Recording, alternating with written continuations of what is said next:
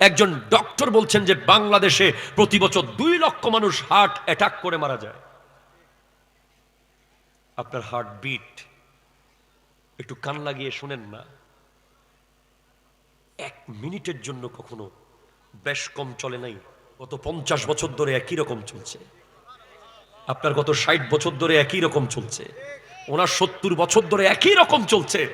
এই মেশিনের সুইচ কে দিল? এই মেশিনকে কে খবর নিল?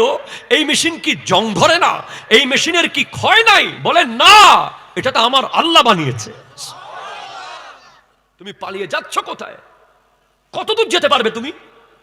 সর্বোচ্চ গন্তব্য হলো কিয়ামতের মাঠ। তুমি ফুটবল খেলা দেখার সময় 90 মিনিট শেষ হয়ে যায়, এরপর আরো 15 মিনিট শেষ হয়ে যায়, গোটা রাত শেষ হয়ে যায়, তোমার প্রস্রাব বন্ধ থাকে, পায়খানা বন্ধ থাকে, শুক্রবারে তোমার কাছে 2 মিনিট টাইম থাকে না কেন? ঠিক কিনা জোরে কথা বলেন। তুমি কার সামনে ব্যস্ততা দেখিয়েছো যুবক?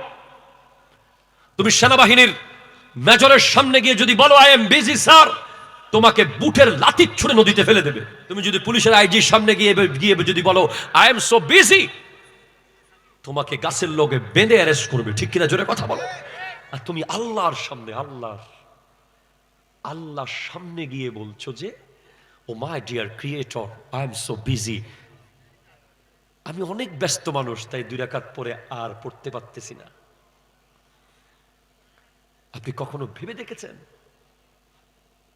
আপনি আল্লাহকে কি বুঝাচ্ছেন?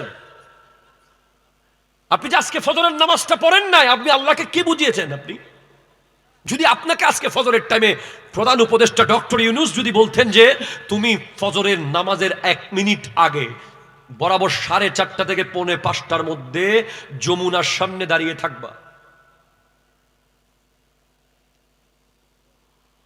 আপনি গাড়ি না পেলে পায়ে হেঁটে চলে যেতেন।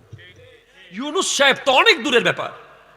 আপনাকে যদি চন্দনাইশের এই থানার এসপি সাহেব যদি বলে যে তুমি কালকে ফজরের আজানের 10 মিনিট আগে থানার সামনে উপস্থিত থাকবে, 1 মিনিট যেন লেট না হয়, আপনি রাত্রির 3টা থেকে দাঁড়িয়ে থাকবেন। আপনি কখনো কি ভেবে দেখেছেন আপনি যে আল্লাহর জন্য ফজরে উঠতে পারেন নাই? কেন উঠেন না? কারণ উনি আপনাকে সাথে সাথে অ্যারেস্ট করে নেন। এসপি সাহেব আপনাকে ধরে নিয়ে যাবে, আল্লাহ আপনাকে ধরছে না। কারণ আল্লাহ আপনাকে বানিয়েছে, আল্লাহ আপনাকে ভালোবাসে। ভালোবাসে কোন লেভেলের? গোটা ভালোবাসার সমুদ্রের 1 ফোঁটা পৃথিবীকে দিয়েছে, গোটা সমুদ্র আল্লাহ নিজের কাছে রেখে দিয়েছেন। আল্লাহ আপনাকে প্রতিদিন মেরে ফেলতে পারে। আপনি কি দেখছেন না হাসপাতালে বাচ্চা একদিনে মারা যাচ্ছে? মায়ের পেট থেকে আসতেই মারা গেছে, 1 ঘন্টা পরে মারা গেছে, 1 দিন পরে মারা গেছে, 10 দিন পরে মারা গেছে, 20 দিন পরে মারা গেছে, 1 মাস পরে মারা গেছে। আয়াহসাবুল ইনসানু আল্লান নাজমা ইযামা বালা কাদিরিন আলা আন নুসাভিয়া বানানা। মানুষ কি মনে করছে আমি তাদেরকে আবার এক করতে পারবো না? অনেক মানুষ আছে মনে করে যে মরে গেলাম শেষ হয়ে গেলাম, আর কোনো হিসাব নাই। না না না না, অ্যাকর্ডিং টু মেডিকেল সায়েন্স একটা মানুষ টোটাল মাটির সাথে মিশে যায় মাত্র 60 দিনে। 2 মাসে গোটা বডি মাটির সাথে মিশে যাবে, আর কিচ্ছু থাকবে না। এই বডি যেখানে আপনি বিদেশি লোশন লাগান, আমরা দামি দামি সাবান দিয়ে প্রতিদিন ধৌত করি, কত বাদাম খাই, কত দামি দামি খাবার খাই একটু শরীরের হাড্ডি শক্ত রাখার জন্য, কত দামি দামি ওষুধ খাচ্ছি একটু ভালো স্ট্রং থাকার জন্য। এই শরীরটা, যেই শরীর কত বড় বড় পয়সাওয়ালারা বিভিন্ন দামি দামি স্পাতে গিয়ে ম্যাসাজ করায়, কত দামি দামি ডাক্তারের সাথে সারাক্ষণ কন্ট্রাক্ট রাখে শরীর ঠিক রাখার জন্য। মাইকেল জ্যাকসন চেয়েছিল মাত্র 110 বছর বাঁচবে, সে পার্সোনাল ল্যাবরেটরি বানিয়েছিল, পার্সোনাল ডক্টর রেখেছিল, যে প্রতিদিন যে খাবার খেত ল্যাবরেটরি, পার্সোনাল ল্যাবরেটরি পরীক্ষা করে তারপর মাইকেল জ্যাকসন সেই খাবার খেত। ডক্টর থাকতো পার্সোনাল, চোখের ডক্টর আলাদা, কানের ডক্টর আলাদা, পায়ের ডক্টর আলাদা, হার্টের ডক্টর আলাদা, পার্সোনাল শুধু মাইকেল জ্যাকসনকে দেখবে।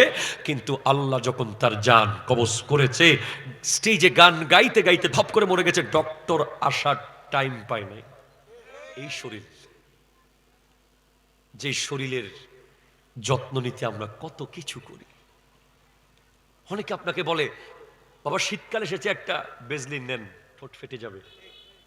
অনেকে আপনাকে বলে, বাবা বিদেশ থেকে আপনার জন্য খুব দামি একটা ক্রিম এনেছি, এটা শরীরে লাগালে ত্বক টান টান থাকবে।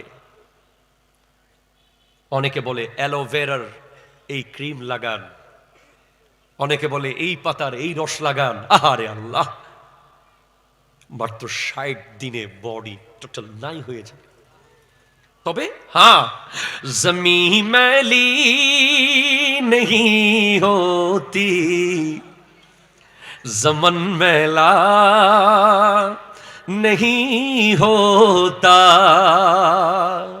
मोहम्मद के गुलामों का कफन मैला नहीं होता। ज़मीं मैली नहीं होती, ज़मन मैला नहीं होता,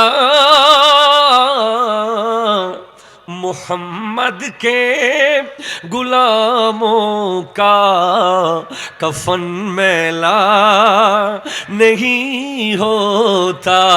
जो नामे मुस्तफा चूमे नहीं दुखती कभी आके,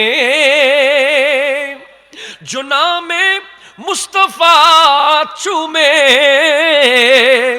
नहीं दुखती कभी आके,